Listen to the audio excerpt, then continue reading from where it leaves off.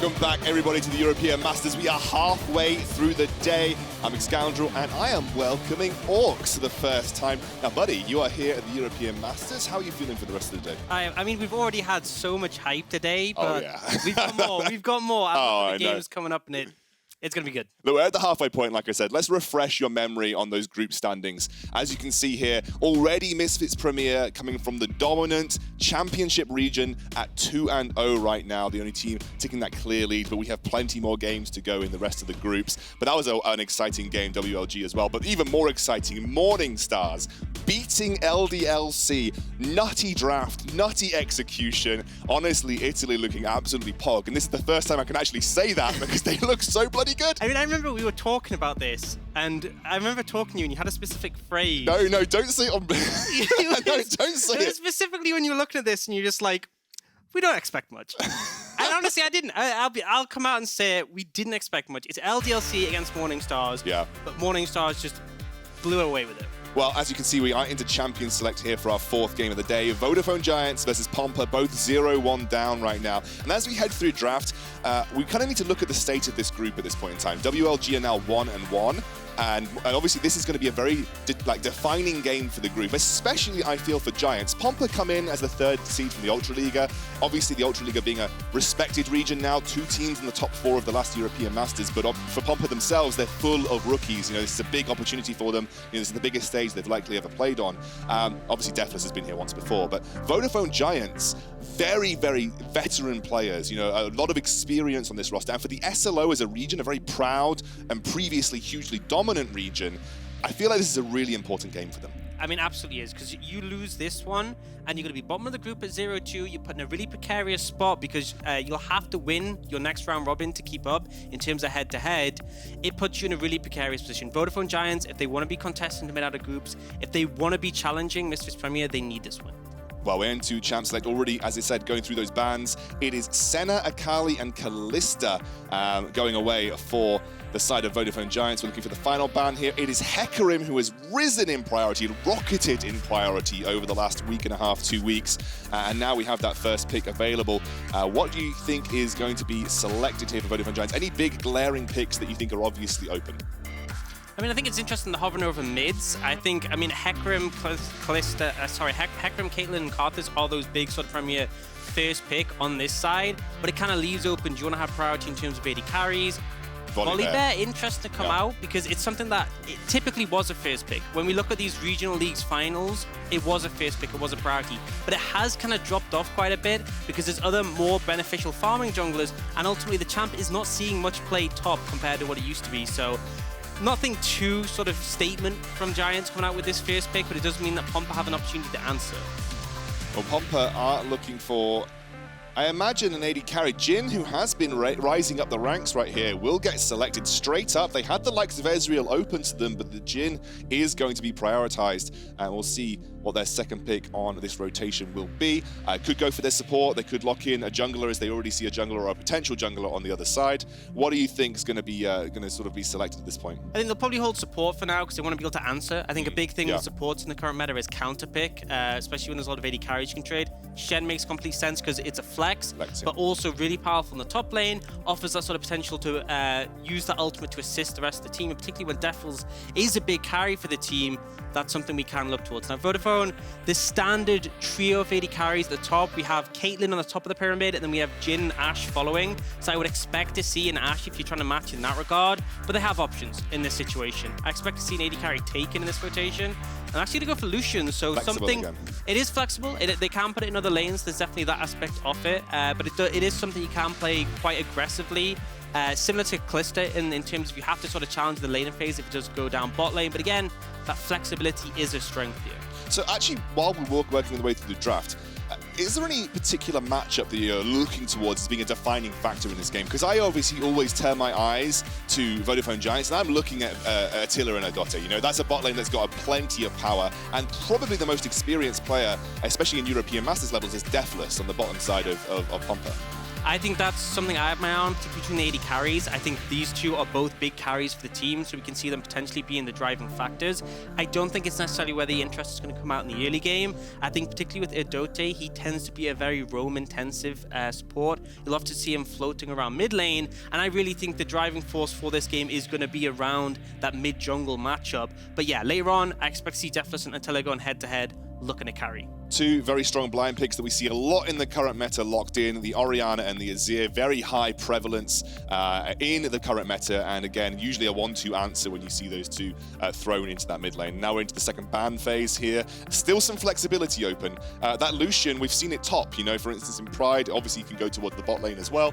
The Volibear can technically go top, but we're very much expecting it to go to the jungle, and as like you quite rightly pointed out, Shen has that flexibility between top and support for Pompa. So we've still got that element of flexibility in both of these squads, and you can see now Graves being taken off the table here, so really starting to hit some of those heavy farming junglers, the ones that generally outpace you in both experience and CS. Yeah, and I think here we're going to see Pompa have their choice of whatever jungler is left open, so them thinning the pool is fine in this scenario. They're trying to make it so whatever jungler they're left with has a great matchup in this situation, whereas Vodafone, they want to target the supports, because I fully expect a last pick support coming out from Pompa here. They're going to look to counter pick, so instantly you want to start eliminating things so that Vodafone can have a comfortable blind pick to set up their bot lane for success.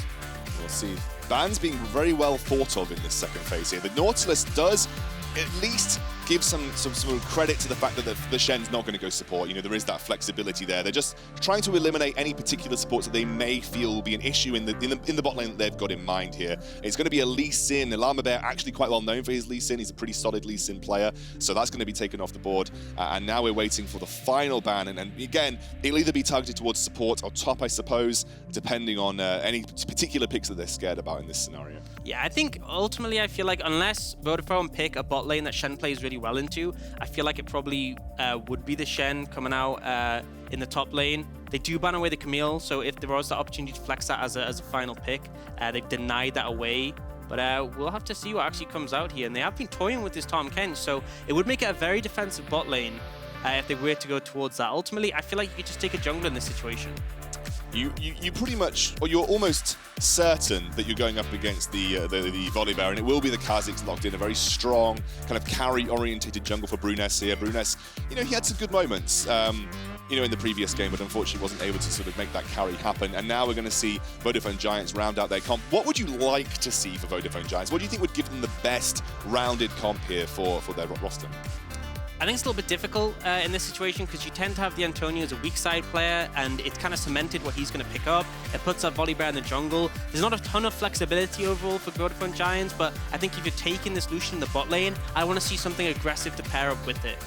But in honesty, it's difficult because you take something like the Thresh or even the Leona, and you could be answered by a Tahm Kench to negate a lot of that pressure. So we'll have to see. Could even see a Yuumi come out, in all honesty, in this situation. If you're confident you're not going to be challenged, it could allow Attila to really run away with the game later on. Yeah, you wouldn't be having that same kind of roaming potential that Erdote usually has. Yeah. The Thresh is kind of what I was expecting, given, like you said, the aggressive support matchup here. But Tahm Kench still available. The hovering Tahm Kench has gone through here for Pompa quite a lot. Would that be the answer for you here for the Jhin, the Tahm Kench, given the immobility of that carry? I think probably. I think it's really good at negating the Thresh, essentially, and it'll force Erdote to play that roaming style. You have to leave lane to assist elsewhere to really get as much pressure, unless they just win out in the 2v2 from outskilling them. But ultimately, it means Attila's playing an AD carry who wants pressure bot lane and not leading this as well. You know, there's two champions which you can actually look to challenge Thresh. A lot of people see him as a really good blind. Tahm Kench negates him.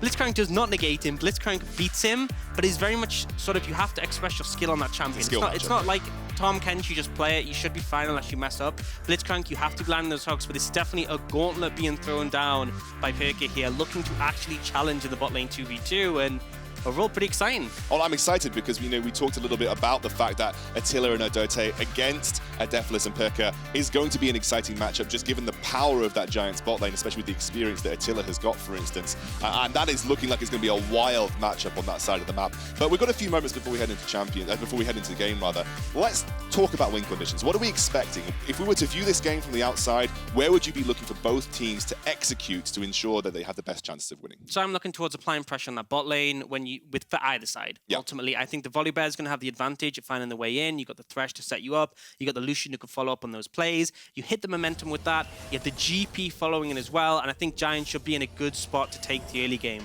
But if this goes a little bit later, things can be concerning because Lucian will start to fall off. Range disadvantage will be a problem against this composition as well. So do you think the Giants need to take the lead here? Do you think the Giants need to be the proactive team? Because we always talk about scaling. We always talk about if we get to a certain point in the game, who's favored. Let's say this went to 35, 40 minutes. Who do you favor? Because I feel like it's actually got some relatively even areas of scaling, like GP scales well, Orianna scales well. But is it just a matter of that there's going to be a severe range discrepancy as the game goes on? The range discrepancy is definitely a factor that will hurt Giants eventually. I don't think it's super clear-cut in terms of this team comes out hugely ahead because, you know, things like the Jhin, the Azir, the Kha'Zix scale well, but they have specific scenarios in which they work, and GP also does counteract that on the other side, so I don't think it's straightforward clear-cut, but I really feel like if Giants have Attila falling behind, this Lucian will become a real sore point for them in this game. So I do want to see Giants come out ahead strong in the early game, but I don't think it's completely over if they don't. Do you think so? What you're telling me is it's very execution-based as the game goes on. Yeah, I'd definitely say that.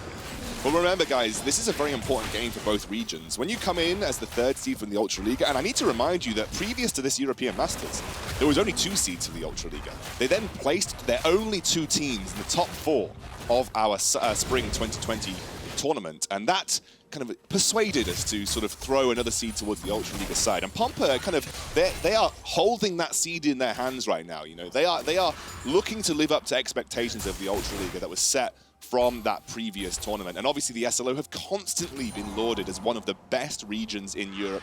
Haven't quite managed to hit the success of previous moments. That's a flake coming through here. Pyrka looking for that early pull, but not enough to go all in right now, just a bit of a warning shot thrown out.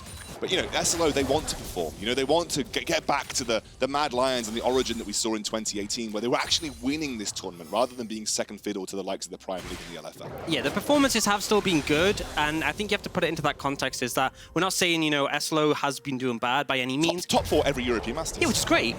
But you know they want more. Exactly. You know they absolutely want more than that, and they sort of think back to those glory days when Mad Lions was this dominant force, sent so many of their players up into the LEC who are still performing well there now, and they want to recreate that. And Giants, obviously, one of those teams that are still able to do so. Losing their 3rd seed in play-ins is a big hit initially. And again, like you said, with the loss that WLG just suffered to Misfits, it's quite clear that if Giants lose this, the group is going to be that much harder to conquer. If they win this, they're keeping themselves in contention with Misfits. They're still keeping that dream alive of 1st seed. They're putting themselves and establishing themselves as a very clear contender for exiting this group. Yeah, and I think the thing, I mean, you have to compare the stakes for these 2 teams. Obviously, you look at them individually, and both teams are trying to do the best they can.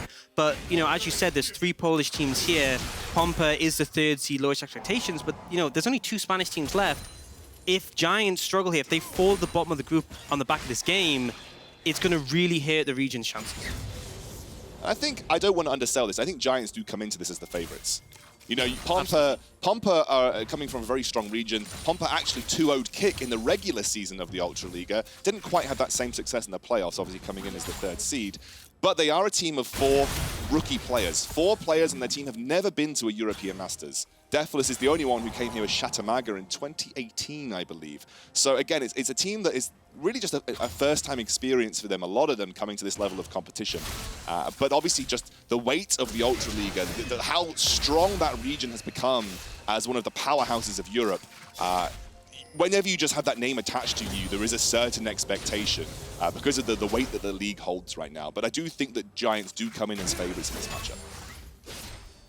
Yeah, that's really agree. But you know, I love the confidence from Pompa. I think the Blitzcrank pick, bringing that out, is definitely an interesting one. But a pretty slow early game so far. Not too much interactions happening across the map, but I think things will start to really pick up, especially when we have those global ultimates available in the top lane. That's when I expect to start seeing these skirmishes break out, and it comes down to that execution. There's a lot of tools for both sides in this one. Yeah, level 6 is a scary level for both sides. You know, bot lane tower dive parties, bot lane engages, we're expecting a lot of action on that side of the map. Czajek in this mid lane, he is really putting pressure onto Pretty here. Down a little bit in CS right now, Pretty being forced under his tower, and Czajek just having a pretty solid game on this Azir so far. And I think Czajek's actually a really good 1v1 player. I mean, I think if you played him in an isolated lane, he actually holds up pretty well to a lot of mid laners. My concern comes as he tends to have this issue where when multiple members show up mid lane, it can cause an issue. It can be a problem. He can get collapsed on, can get ganked. And that's something I was actually worried about in this matchup, is if Erdote got roams off, Czajek is a player who would be punished. But on the Azir, it gives him a bit of a safety net. And again, so far, pretty inactive early game. We are starting to see Lamabear make some moves. He was down bot a little bit earlier on as well, so you were right that has been a focus for Lamabear here. There's the shockwave immediately. Pretty just trying to put pressure onto Czajek in the mid lane. A lot of damage going down here. Not going to flash for it. He's just going to try and force Czajek back to make sure there's no potential freezes and force him to either burn that teleport or just go for that reset. Yeah, it's good nerve holding ultimately for Czajek, but Bruness looking for something here. Sinmivak's going in. Here comes Bruness once more. Shen trying his best to get the kill. Antonio will pop the ultimate. And that will delay them enough. They don't want to fight on that Gangplank ultimate, and Antonio will back off. That is a very confident hold on the flash for the GP there. I mean, ultimately, it was a little bit of a messy play there because Sinmivak didn't even land the taunt initially. Obviously, it would have been oranged anyway, but burning that early can be a big factor. But either way, the Antonio, I saw that damage come down. I'm thinking he's going to flash here. Holds it, and the counterpoint is that Lamabear was already around bot lane. They pick up a dragon essentially for free. I think if I can have a look at the Dragon Pit, we'll be able to tell which souls could be on the cards this game. It is obviously the Cloud Soul. I can see on the top right corner. So it's either going to be Infernal or Ocean. So very real individual win conditions. Both Infernal and Ocean are two win conditions that you have to respect in their own right, regardless of what type of composition that you're playing. And already the timer has now been set for Vodafone Giants. Just because Bruness showed on the top side of the map, and like you said, easy cross-map play to go for the Dragon, pretty much uncontested in that regard. And we are getting a 7-minute swap to the top lane, a very early setup for that Rift Herald here for Vodafone Giants. Yeah, it gives time for Giants to establish the priority in the top lane. You can see them doing that there. They'll crash this wave, and then they can rotate down and start to establish some vision control already. Get the early foot in, and Pompa match. They're not slow, they're not too far behind, but it's just not quite quick enough. And that is the thing, is that you're going to lose out on all this vision, you're not in a position to contest, and critically, Bruness being on the other side of the map is the big factor. He's trying to farm up, hit that level 6 point. He does now hit it, but he's not really in a position where he can assist his bot lane, and as of yet hasn't shown too much of a willingness to do so. And obviously Kha'Zix is someone you can farm up on, is someone you can scale up on, but you do have to make sure that this Blitzcrank Jhin does have a little bit of momentum. What I would say, though, is Antonio does not have that ultimate available, and Shen does.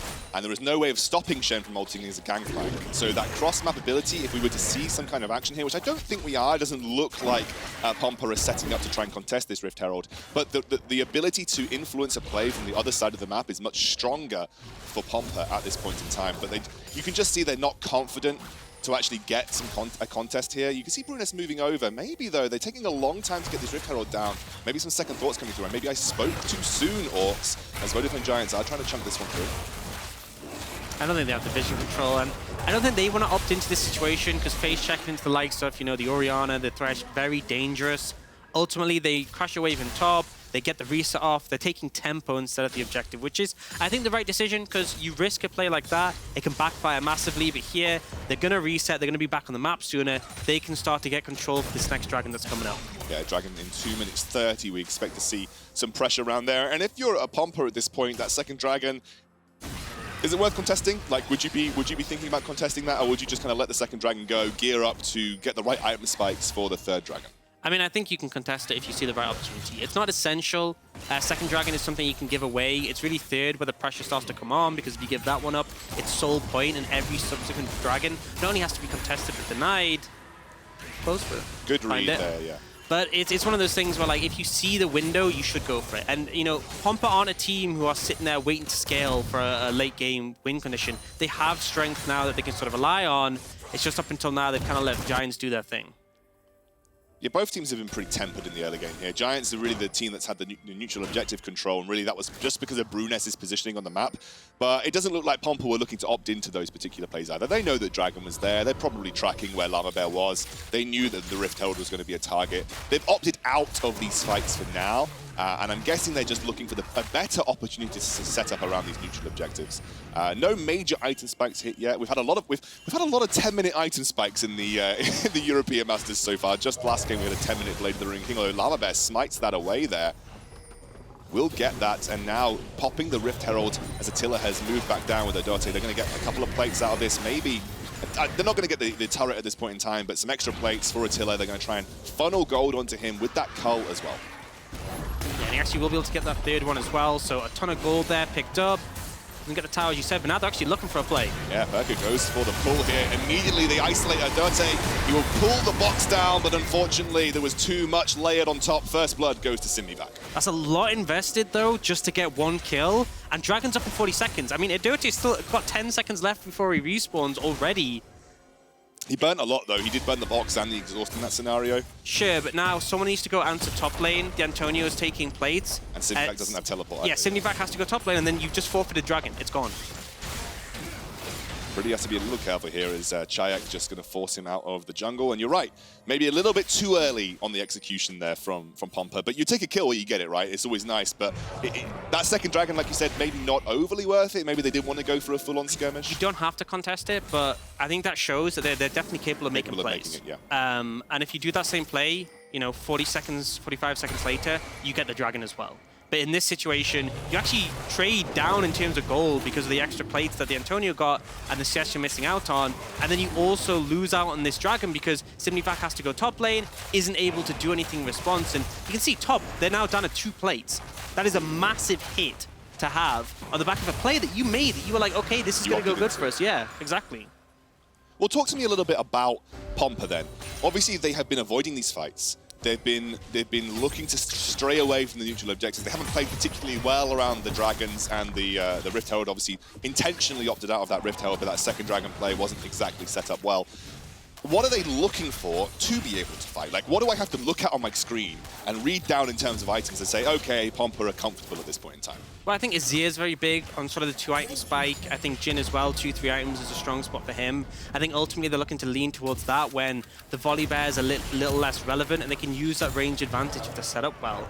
But ultimately, I feel like this is just a situation where they're not properly playing around the windows because I don't think Pompa are playing a composition who should be so inactive. I think this is a bit of a mistake, but Giants aren't going to give you any breathing room. I think they've been very good at finding these windows to punish, finding these opportunities. When the ult did come in from Sinmivak, you know, the Antonio didn't miss a beat. He was instantly looking to challenge on that tower. One thing that has been going relatively well, though, is Czajek's priority in the mid lane. Although he isn't a hugely amount ahead in CS, he has got a lot of pressure onto Pretty and has taken 2 plates for himself here.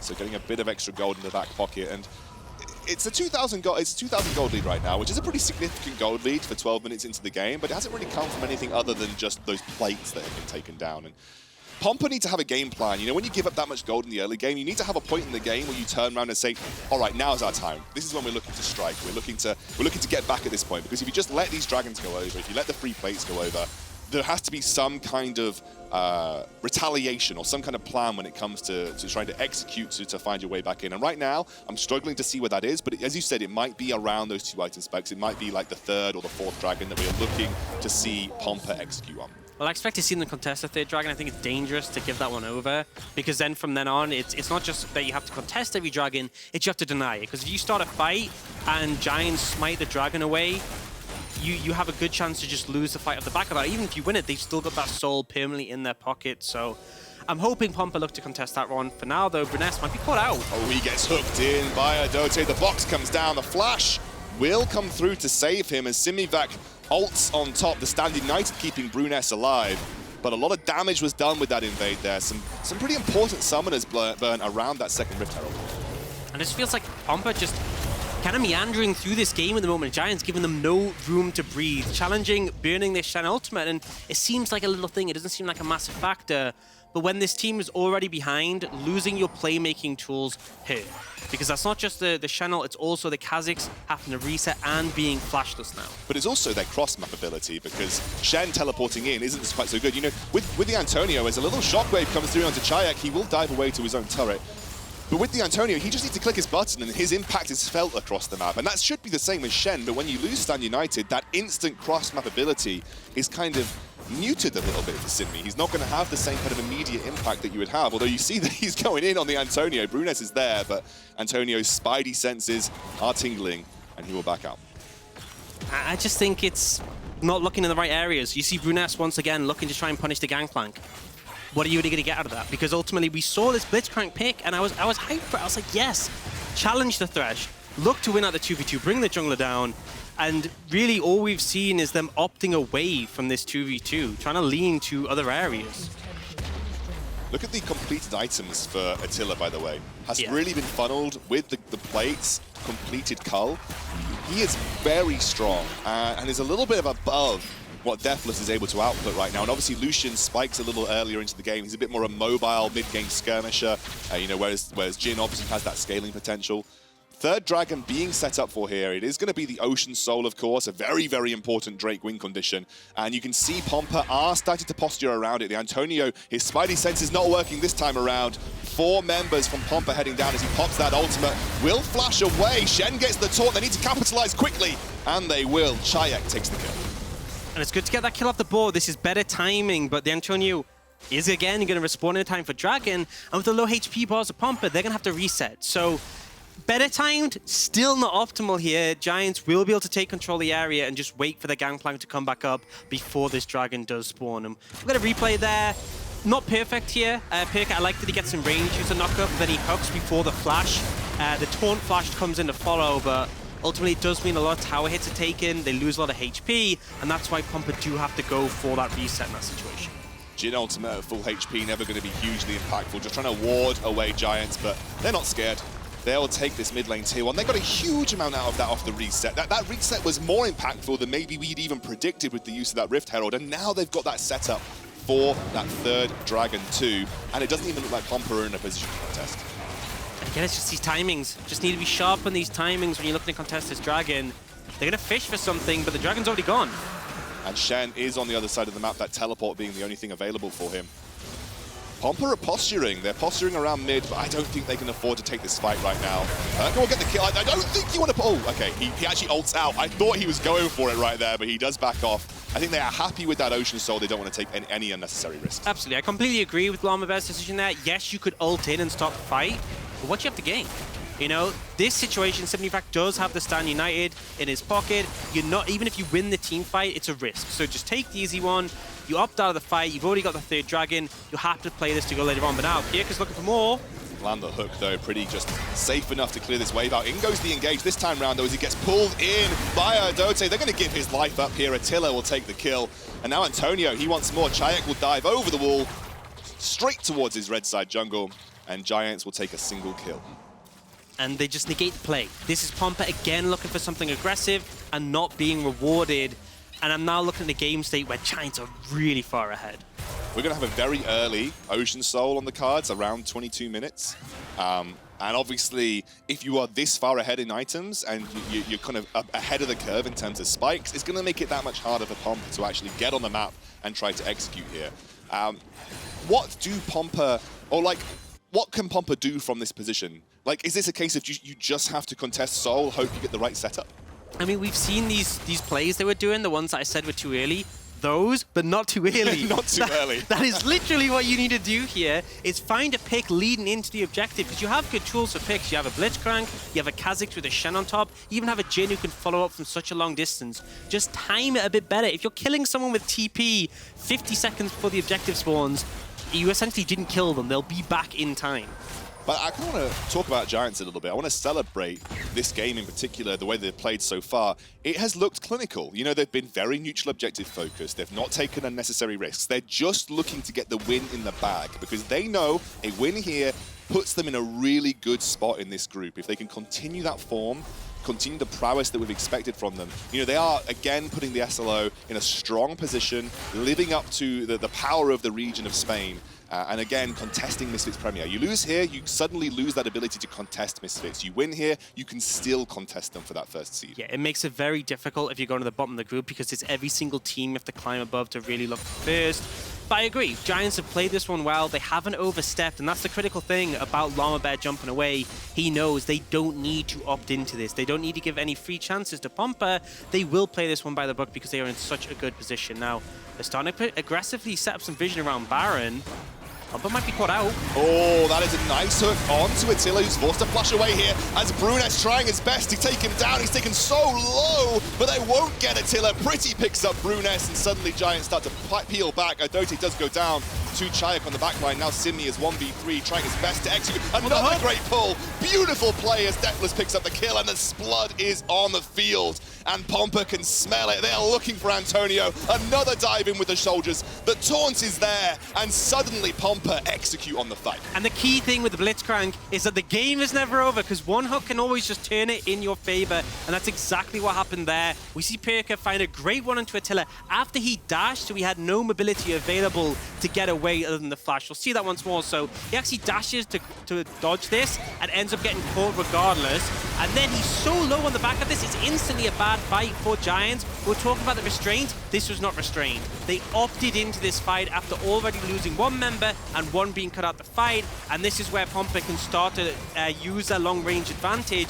You can see that Giants struggling to step up here. When Pretty finally does to get damage, he's in hook range, taken down, and allows for the cleanup from Pompa. You were just talking about how we hadn't seen Giants take unnecessary risks. They weren't making any crazy map plays, they weren't overstepping, but this time they were 4 people in the enemy red side jungle. Maybe they just overestimated their strength. Maybe they just felt that if they opted into a 4v4, but then you've got to remember, Shen can join much quicker than Gangplank can. Shen can immediately impact the fight, and obviously the Gangplank ultimate can do that, but maybe this was just Giants overestimating what they were capable of. And I think on top of that, in the estimation, it's trying to save a failed play.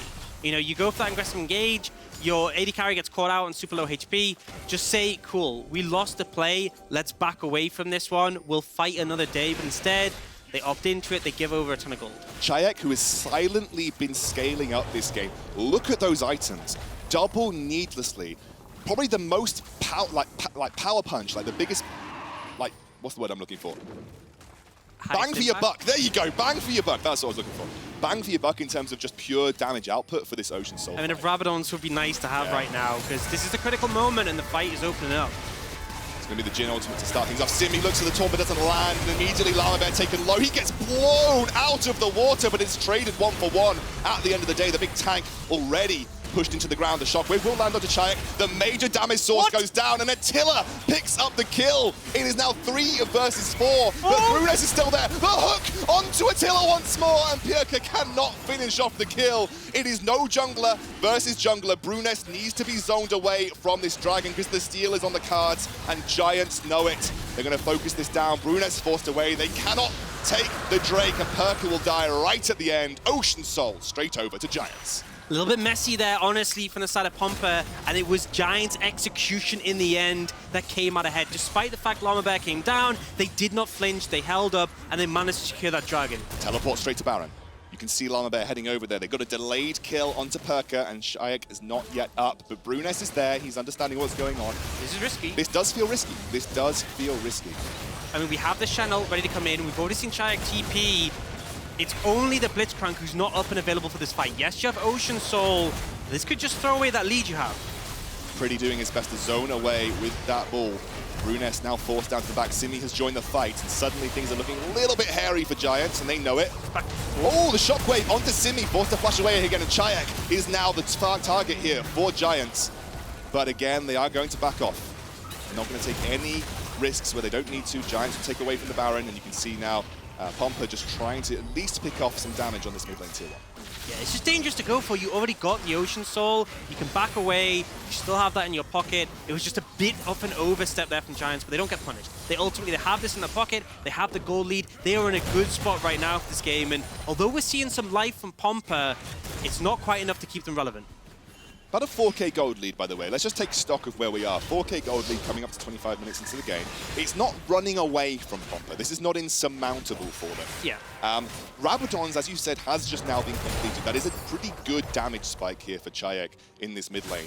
I'm looking at the Duskblade that's been completed. We're working towards yet more crit coming out from defles here. Just talk to me about the state of the game in terms of items. Is it still massively Giants favored, or are there avenues that Pompa could look to exploit? So in terms of items, the Azir is strong. You know, the Jhin has just hit his 2-item spike. That's a decent spot, even though he's behind the curve compared to Lucian. That is a decent spot to be in. The range advantage, definitely a thing when you look at those carries. But my concern isn't that. My concern is the fact that we have the Ocean Soul, and the only person with the execution is Bruness. And even with that, the healing is so significant. That is what I'm currently afraid of right now.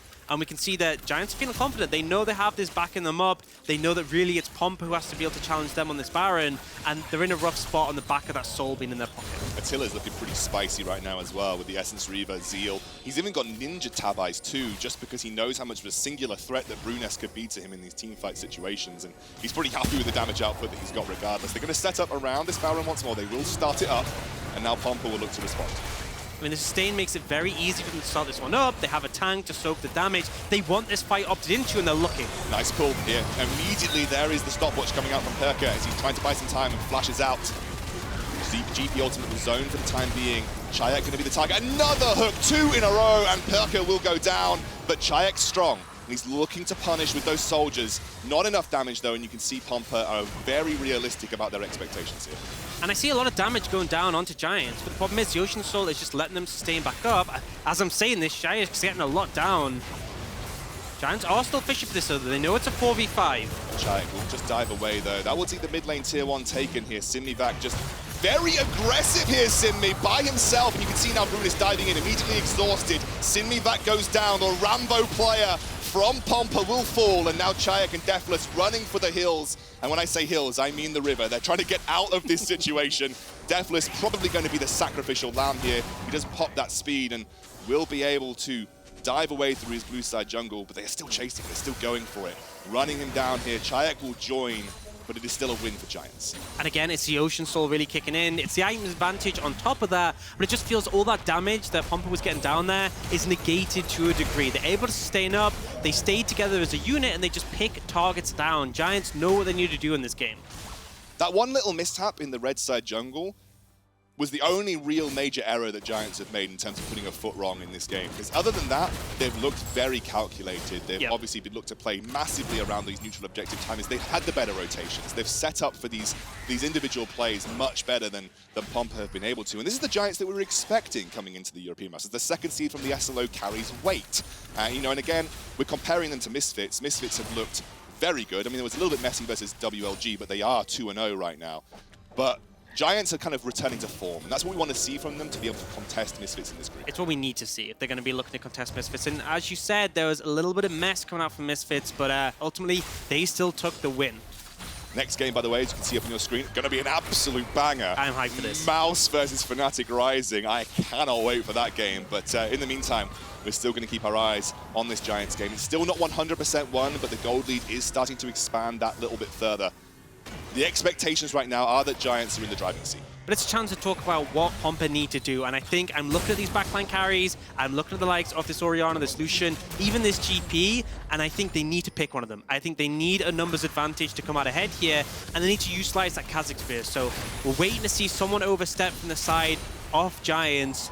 Pompa need to try and isolate them, whether it's by the Blitzcrank, whether it's by the Kha'Zix, because they have to fight. 30 seconds on this Elder Dragon. You give that up, and I feel like the game is just going to be over. That is the proverbial nail in the coffin alongside that Ocean Soul, realistically, here. Pompa have been trying. I mean, I've got to give them credit. They've been looking for these opportunities. It just hasn't quite been set up correctly for them.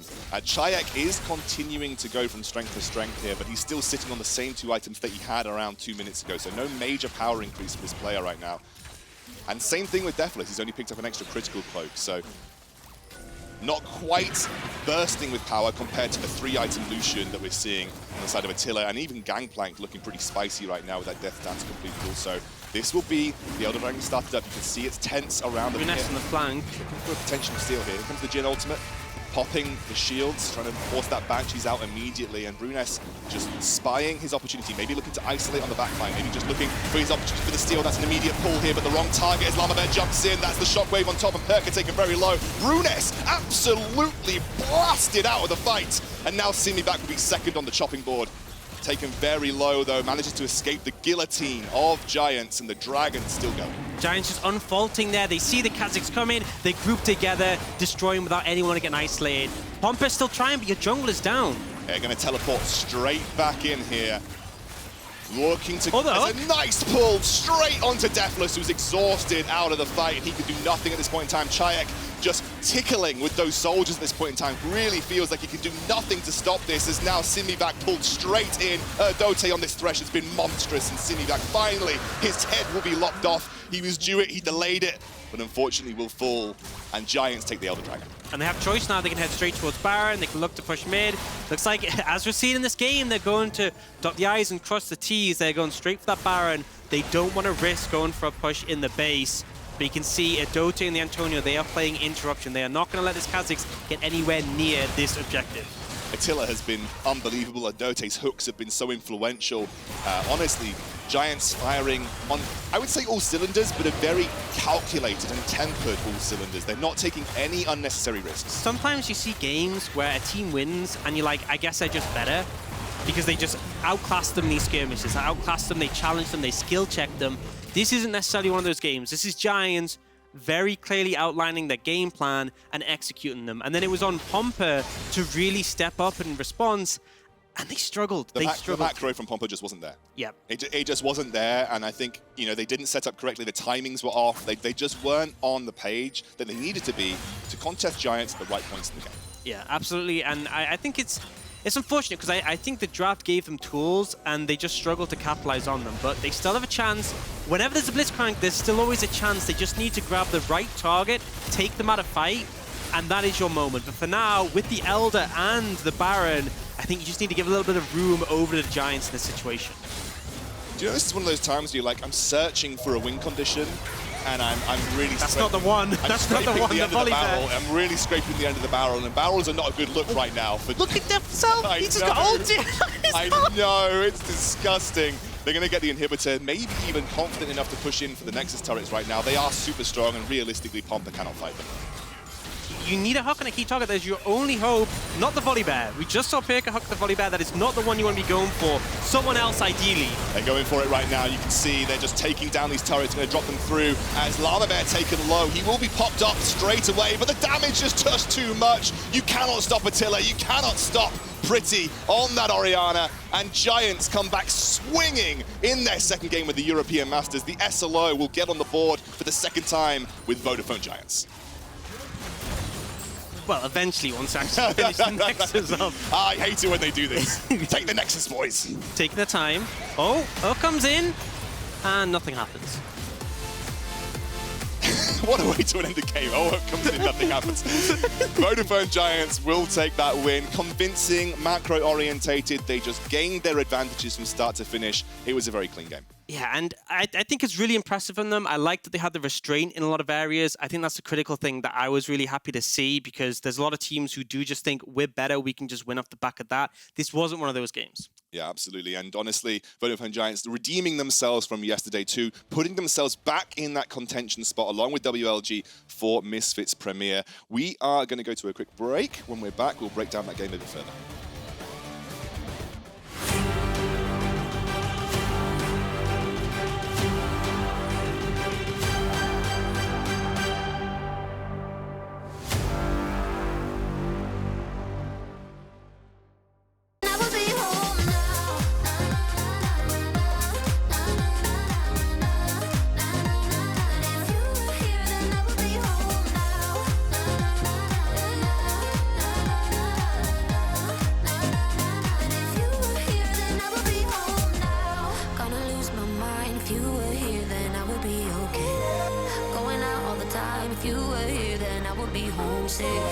Gonna lose my mind, daylight, hold me now.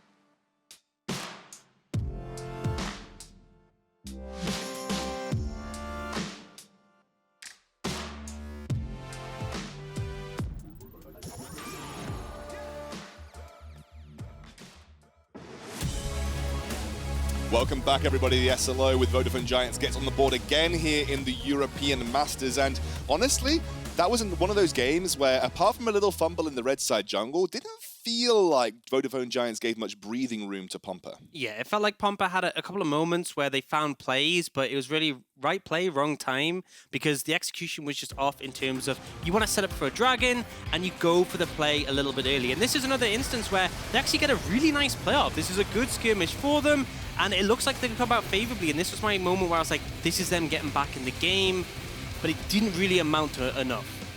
And again, they weren't able to capitalize on it with anything. And that's something that you mentioned quite a lot throughout the game, is that it just wasn't, the wrong time was the most important part. Like, whenever they made a good play, you couldn't convert it into anything. It was a kill for the sake of a kill. And they actually ended up hurting themselves more than they helped themselves in a lot of these plays. I mean, there were moments, quite a few, where they were up in kills, but down in gold and dragons substantially. And that kind of just ended up to a point where it was inevitable Giants were going to come out ahead.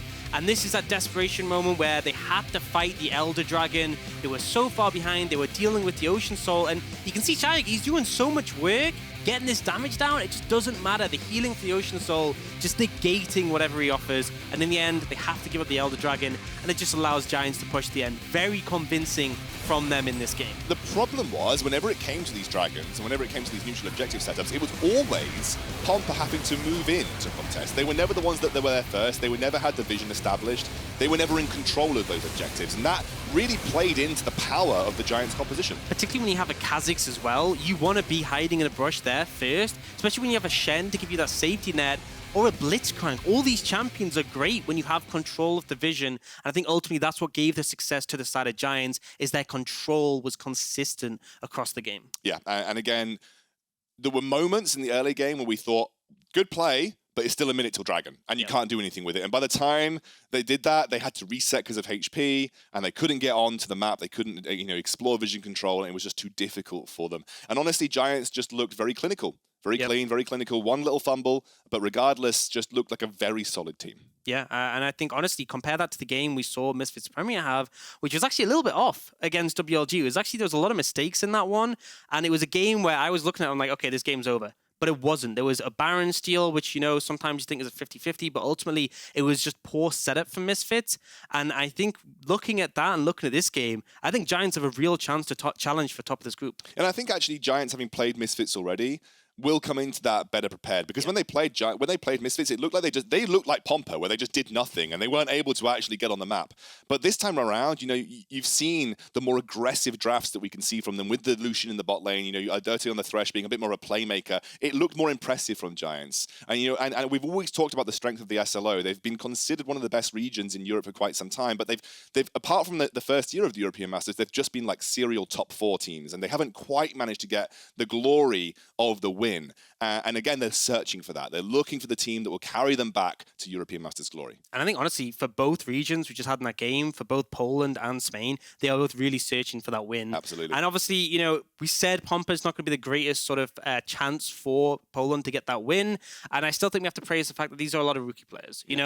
This is their opportunity to show themselves, and I don't think that was a bad game from them, even though it did look like they were at times doing nothing. I think they showed that they had an understanding of how to be proactive, just not when. So hopefully we do get to see them bounce back, because I think ultimately it's rough to start off with 2 losses. I'm hoping we see them pull a win later in this in the groups. Absolutely. They come from an incredibly strong region, like the Ultra League, deserving of that 3rd seed. Now, after the break, we have got a certified banger.